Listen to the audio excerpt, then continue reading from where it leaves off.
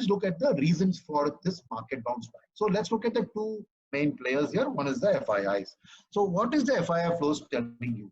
FII flows have actually turned positive since April this year. Post the crisis, India has, as you saw in the slide earlier, that $5 billion of money has come into India, 4 billion in the first quarter, and about 1 billion in this Q3 to date, right?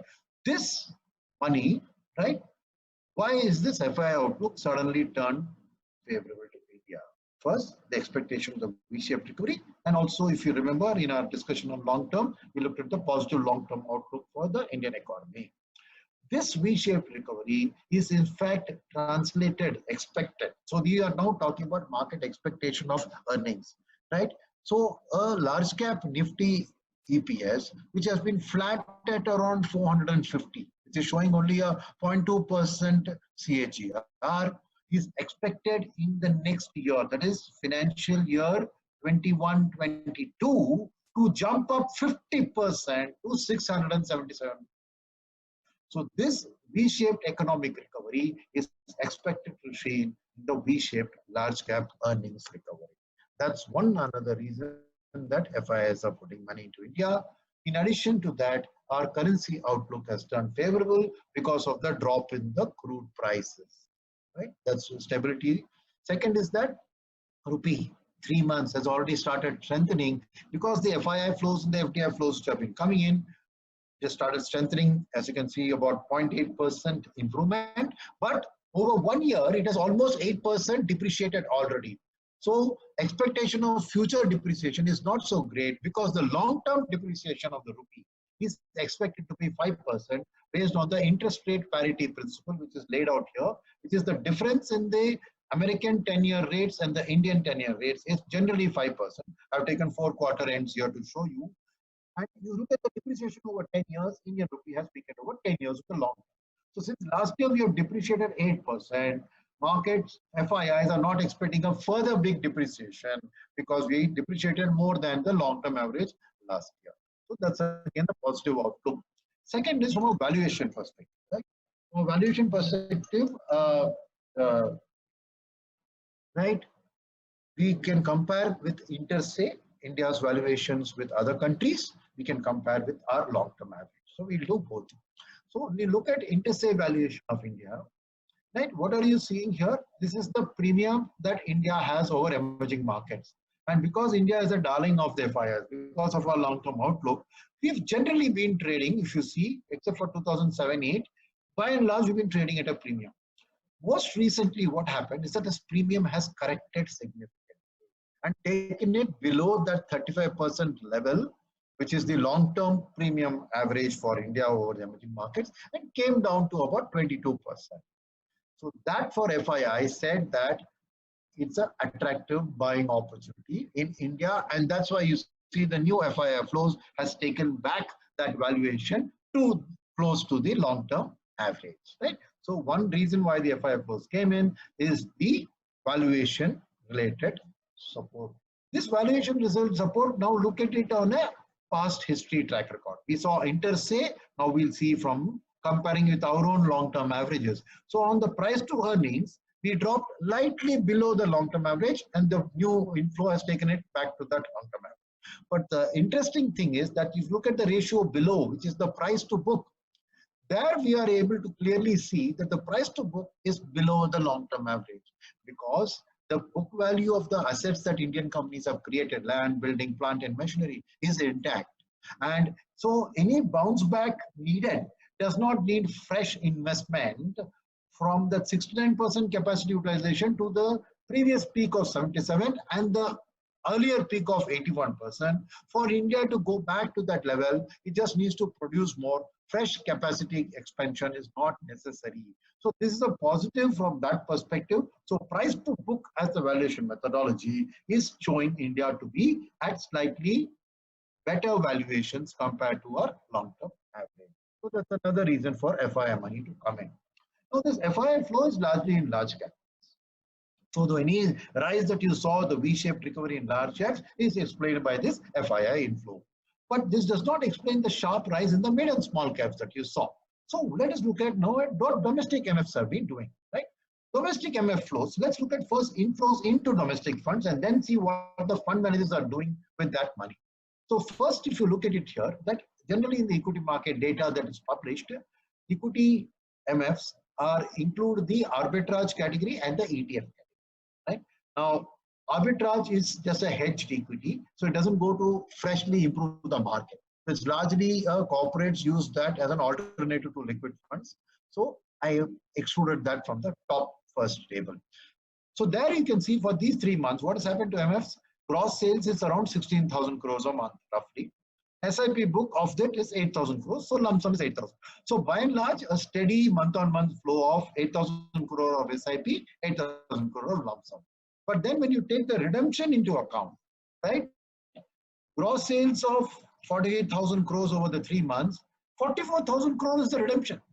So only 4,000 crores was the net flows available to the equity mutual funds from retail customers. And even in that, if you see the trend, April and May were okay. In June, they actually had a 2,800 crore outflow. And actually, if you look at it, if you take out the SIP book, month on month, these flows have been negative. So mutual funds have not been sitting on huge amounts of cash to go and buy anything. They only had about 4,000 crores. Now, ETFs, in the next table you see, this 4,000 crores, ETFs have generated 8,500 crores of inflows. Now, who's putting money into these ETFs? There are 3 players. One is domestic provident funds invest in ETFs. Number 2, foreign ETFs invest in Indian ETFs when they put money into the Indian market. Third is retail HNI investors. If they want to play the large cap, they put it in ETF because of the cost saving, right? That is the one which has actually got double the inflows of the regular mutual fund. So 8,500 crores has come from ETF.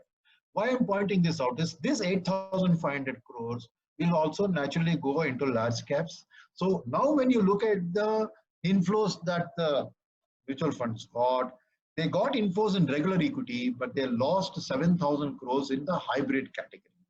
So balance advantage fund, equity hybrid, these categories have been consistently seeing outflows, and that's why that has led them to the equity component of that. They had to naturally sell in the market, right? And the ETF number, I already discussed it. Now, when you then look at the kind of funds that are managed by the industry, they have about 10 lakh crores. So 10 lakh crores, 31% is dedicated large cap funds, 38% is multi-cap funds, and 13% is hybrid funds. Mid-cap funds and small-cap funds are only 8% and 4%. Because what are we looking at this data for? We're trying to find out why mid and small-cap stocks have been rising. So are mutual funds the ones who are buying that? Where can they buy it? They can buy it from the 8% of mid-cap, 4% small-cap. This is the existing AUM. Or they can allocate something from the multi-cap. So now on the right-hand side, you look at the flows, inflows, and you break it up. As you can see, mid and small-cap put together have got less than 2,000 crores of inflows. Multi-caps have got 6,500 crores, so some amount of that can go to mid-cap.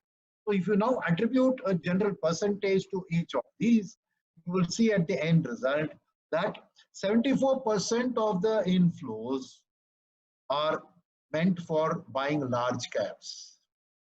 Only 18% are meant to buy small cap, mid caps, and only 8% small caps. So to summarize the data, the existing assets under management of the 10 lakh crores, just 22% plus 10%, that is 32%. 1/3 of the 10 lakh crores they can buy, and they have already invested it in mid and small cap.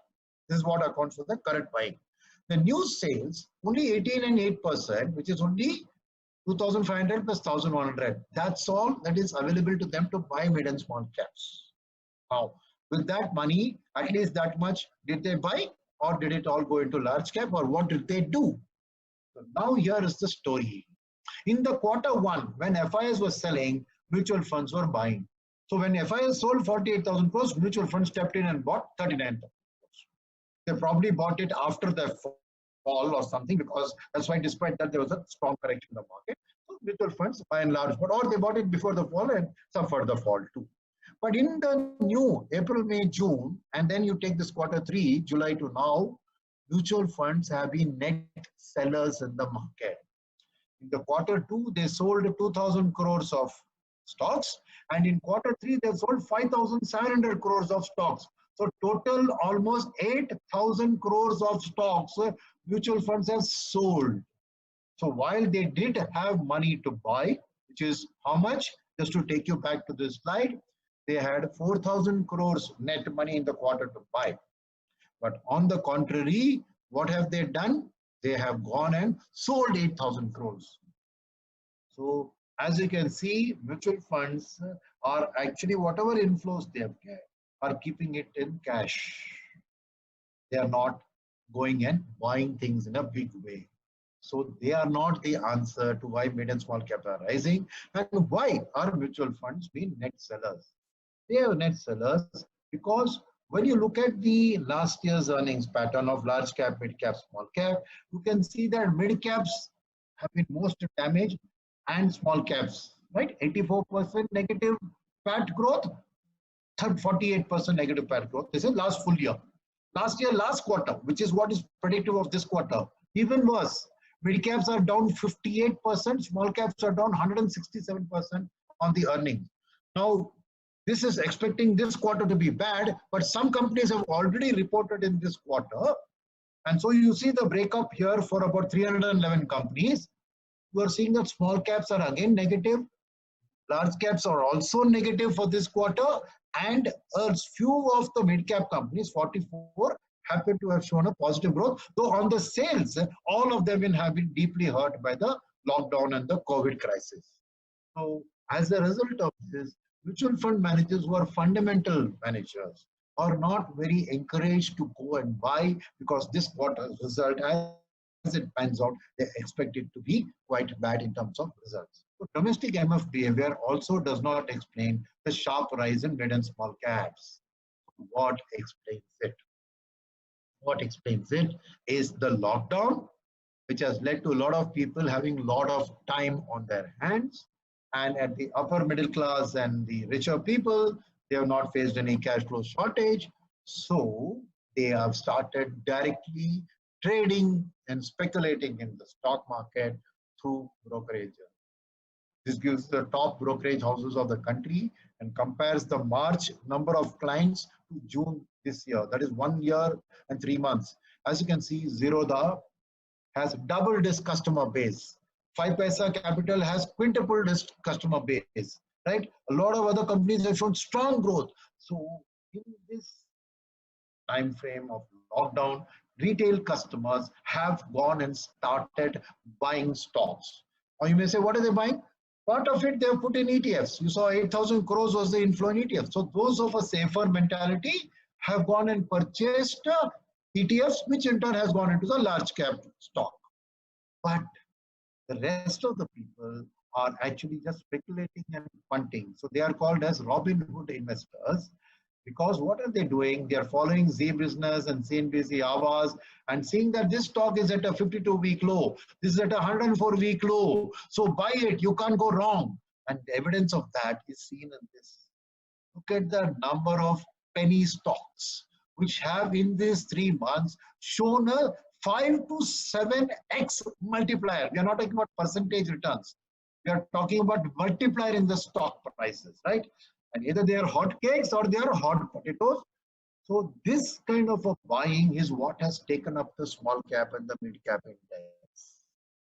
As a result of this, right, those indices are up, and these people are definitely not long term. We have to see how they behave, because as this next quarter's earnings comes up, a lot of the promise behind these names, if they don't translate, they will be the first to sell. So definitely we are in for a period of volatility in terms of the small and mid cap segment, because these people have entered the arena and all they are doing is they are substituting their horse racing or any other gambling instincts by taking advantage of the zero brokerage or low brokerage 5paisa brokerages and just going and trading these stocks. So that explains to you. And these brokerage houses, which are not giving them free, have shown a strong increase in their earnings, because there are some people who are going to a brokerage which is charging them fees, right? So thus, to summarize, the stock market is showing this bounce back after the March correction, expecting a V-shaped economic recovery, but supported by strong FII flows, strong ETF inflows, and strong retail direct equity inflows. Now, when we now look at the valuations consequent to this jump in price, you will see that the large caps from the previous market peak of December 17 has actually gone up by 1.2 to 19x. Though the EPS expectation, if you see the second last column, is down by 1.4%. So clearly large caps are entering a slightly rich valuation territory because on the previous market cap, they're trading at a higher PE, but with a lesser earning expectation. Mid cap index was at 24 PE then, it has corrected 8x to 16 PE. But this correction has been accompanied by a 10% improvement in earnings expectation. So mid-cap's earnings actually expectation has gone up compared to what it was in December 17 by 10 percentage points. Still, there has been a correction. Why?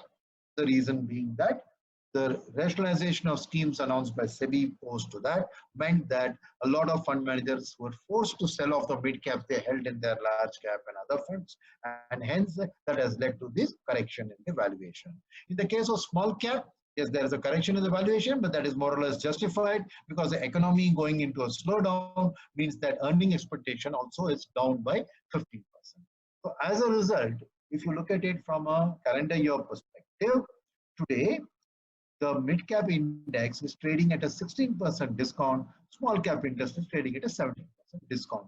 So from a longer term valuation perspective, they have corrected quite sharply and there is a reasonable amount of undervalued status in the mid cap and the small cap.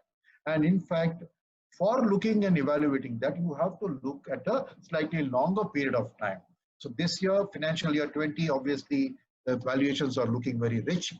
Financial year 21 also, large caps because of the prices are looking rich, mid and small caps are slightly lesser.